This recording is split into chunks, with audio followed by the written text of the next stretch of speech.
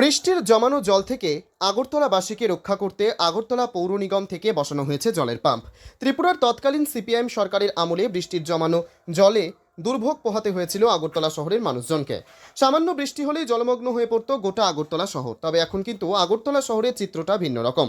এখন প্রবল বৃষ্টি হলেও আগরতলা শহরের মানুষজন নিশ্চিত এই বৃষ্টির জল অধিক সময় রাস্তায় জমে থাকবে না, কেননা এখন আগরতলা শহরে পৌর নিগম থেকে বসানো সবগুলো পাম্পই সচল অবস্থায় রয়েছে। নতুন পরিষেবা তৈরি করা বেশ কয়েকটি পাম্পের অবস্থান পরিবর্তন করা হয়েছে আগরতলা পৌর নিগমের তরফ থেকে। এর মধ্যে অন্যতম হলো আগরতলা গণরাজ চৌমুহনী এলাকার 4টি পাম্প। এই পাম্পগুলোকে আগের অবস্থান থেকে সরিয়ে আরও 7 ফুট ওপরে বসানোর ব্যবস্থা করল আগরতলা পৌর নিগম। আগরতলা পৌর নিগমের আধিকারিকরা খতিয়ে দেখলেন গণরাজ চৌমুহনীতে বসানো 4টি জলের পাম্পের অবস্থান কী অবস্থায় রয়েছে। দারুণ গতিতে রয়েছে জলের পাম্পগুলো, জানিয়েছেন আগরতলা পৌর নিগমের সুপারিনটেন্ডেন্ট ইঞ্জিনিয়ার সুজয় চৌধুরী এবং আগরতলা পৌর নিগমের এক্সিকিউটিভ ইঞ্জিনিয়ার জয়দেব চক্রবর্তী।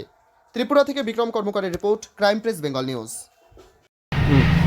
আমরা এখানে পরিদর্শনে এসেছি, মানে আপনারা জানেন যে গতবার যে ফ্লাডের সময় এখানে এই গণরাজ চৌমুহনীর পাম্পটা আর মহানামঙ্গনের রাস্তার যে পাম্পটা ইস্পিএসের পেছনের পাম্পটা দুটোই জলমগ্ন হয়ে গেছিল, সম্পূর্ণ জলে নিমজ্জিত হয়ে গেছিল।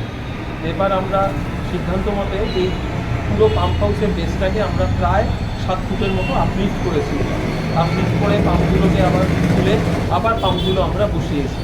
এখন এটার মধ্যে আমাদের যা আছে বৃষ্টি এলে যাতে আমরা বর্ষার আগে কাজটা আবার আগের মতো জল নির্গমন করতে পারি, এই কারণে আমরা এটা উঠিয়েছি। এখানে এখন আপাতত 4টে পাম্প আছে, একটা সাবমার্সিবল আছে, 2টো ইলেকট্রিক পাম্প আছে আর আরেকটা কম্প্রেসারের পাম্প আছে। এই 4টে পাম্পের মধ্যে আমরা 3টে পাম্প এখন চালুর মধ্যে আছে, আরেকটা পাম্পও 7 দিনের মধ্যে এটা আমাদের চালু হয়ে যাবে। তো আজকের দিনেও এটা আমাদের একদম জল যদি বেড়ে যায় এখানে পাম্প চলার মতো স্টেজে আমরা আছি।